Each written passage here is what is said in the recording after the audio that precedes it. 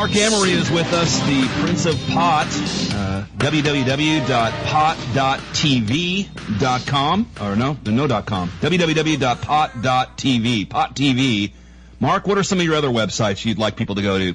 Well, cannabisculture.com is where we do all our organizing, and we have forums connected to that. And noextradition.net is where you can read all about the extradition and all the work I've done that merits the designation of the #1 drug trafficking kingpin in all of Canada, when inexplicably I've never sold or manufactured any kind of drug. So it's all my political activity that's distinguished me in the U.S. Justice Department's eyes. So, you know, I'm proud of that. I'm I'm perhaps the world's most recognized marijuana activist. When we had a protest about the DEA raid on September 10th, 2005, we had 42 countries around the world participate. We had the Canadian Embassy picketed in Moscow, in Paris, in Prague, in Milan, in Rome, in Auckland, New Zealand, in Sydney, Australia, in Chicago, in Washington. So, you know, I have people who recognize my work and my effort to end prohibition around the world, everywhere on earth, and I have dared the Canadian people. I said, I dare you to extradite me. See what happens, because I would be disappointed if there was not a substantial amount of civil disobedience and social disorder. Well, careful now. Don't count on that. We've seen that happen before and been disappointed. But you've come on the record and said, look, if I get extradited, you're never going to see me again. Yeah, they're going to throw me down into a deep dark hole. That's important. Then if I get taken away to the United States and there isn't serious social disorder, then I was wrong to have invested this much time in trying to make people free. If they can't appreciate that effort, and they tell me they do, but if they can't appreciate that effort, then I really wouldn't want to stay in a country, either the United States or Canada, as a free man amongst people who are too cowardly to make any effort whatsoever to demonstrate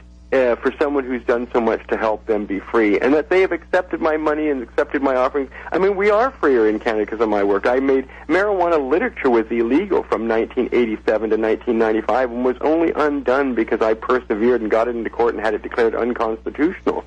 And many other things. We know when I first started being an activist, there was no legal medical marijuana in Canada, no hemp industry, no books or magazines about marijuana. The prohibition was severe and complete and total. And now we have legal medical marijuana in Canada. Now we do have a legal hemp industry. Now books and magazines are everywhere about marijuana, and we're allowed to have that. There were no hemp stores in Canada. I started that revolution in both Canada and the United States, the hemp store revolution, the retail revolution. All these models are things that I did and broke the law and took the punishment necessary to establish these kind of things all across North America. Even when in Dennis Perone... Well, hold on now. We don't have any of that here. Everything you just said you have in Canada, we don't have any of that here.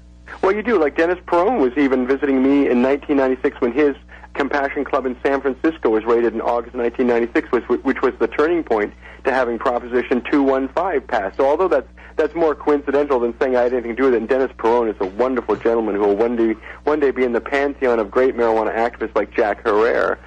You know, he was here then. People got a lot of influence for their movements around the world from us.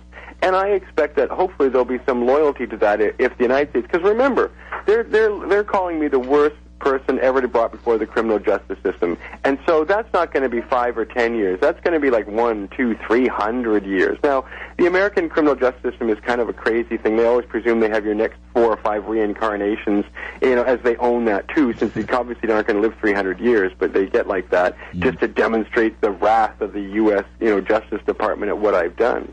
So I'm going to get a long, long thing that will keep me in jail for the rest of my life. And if I were an American, I would get the death penalty because I qualify by 8 times. They can't extradite you on the death penalty charge because Canada won't do that.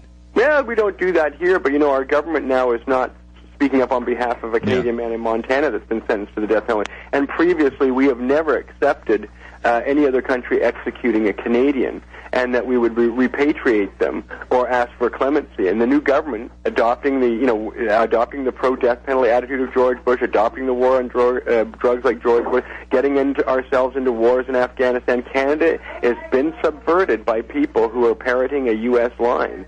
And this is very ideological. It's not fact-based. Prohibition never works. The wars never work. All these things the Bush administration has tried and failed at, our government is now trying and probably will, and it has to fail at. Let me ask you a couple of questions. Give me some quick answers, and let me just go rapid fire here with you. And by the way, folks, I failed to mention this now in the last 20 minutes. The phone lines are open. You can call in. You could ask Mark a question yourself at 800-259-9231. Hopefully you are also stoned on pot that you won't have the energy to call in. 1-800-259-9231. You can get in directly with Marc Emery today, the Prince of Pot, who is literally being prosecuted as a political person and not as a drug offender. If you break all that down. Go ahead, Mark. If I can add something, the reason we know pot is never a serious crime is because talk show hosts joke about it, like you. They make puns about it. You don't joke about rape. You don't say, hey, did you hear about that old lady that went down there and got raped? No, nobody jokes about it. You don't hear jokes about assault or people stealing or hurting people, but everybody in the media jokes about marijuana, and that's because we all know it is a joke. I think it's a joke. Everyone I know pretty much smokes marijuana here in the United States. But I don't want you to convey to your audience that that it is anything like another crime, and by your humorous remarks about it show that for sure, because everybody does that. And secondly, we always undermine the number of very brilliant people in the world who smoke pot, that we use their ideas every day. Bill Gates, pothead. Stephen Jobs, pothead. People, every musician you ever listen to are potheads, from Led Zeppelin, the Beatles, Rolling Stones, to every hip-hop band, every blues band, to every reggae artist, to you name it, even Willie Nelson to Toby Keith. Most country western artists are potheads. I mean, Carl Sagan, the scientist, was a pothead, smoked every day. Jack Nicholson smokes every day. Brad Pitt smokes every day. Charlize Theron, everybody we hold up as a good person in our society is a pot smoker. Even Art Garfunkel's a pot smoker. Bill Maher constantly bragging about how he is a marijuana smoker. But I will say that he's a very self-confessed one. That most other people have simply been caught or done interviews and what have you. But my point is that all the greatest things we have in our society were made by pot smokers.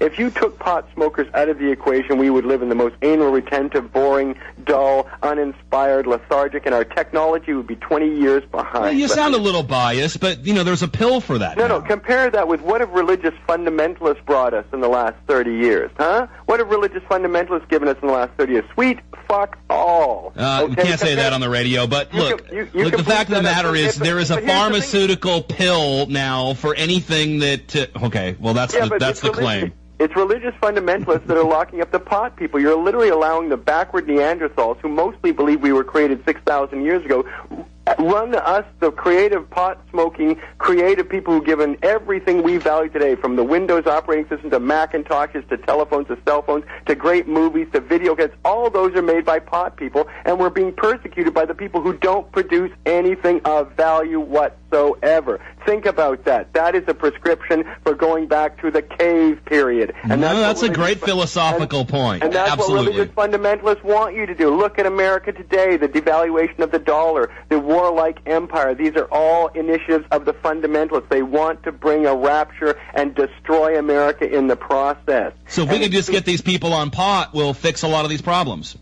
No, you need to elect Ron Paul to be the president of the United States. Oh, not that guy. So that you can restore the Constitution. Yes, and only as. And by the way, he's a good friend of Dennis Kucinich. He's my second favorite candidate for president. Together, they co-sponsor more bills of each other than any other two people of opposite parties in the Congress. They're the only honest guys in there. They're the only people that want to end the war, end the drug war. How you could be against Ron Paul, is remarkable, right, because he's the most decent American alive for 50 years who's ever been on this show many times. Well, then that's great. He should be on I don't think you know who you're talking to, but that's okay, man. We've done our homework on you, and I wanted to ask you a couple of questions. So if you can stay with us for one more segment. Campaigning for Ron Paul for over a year. Okay.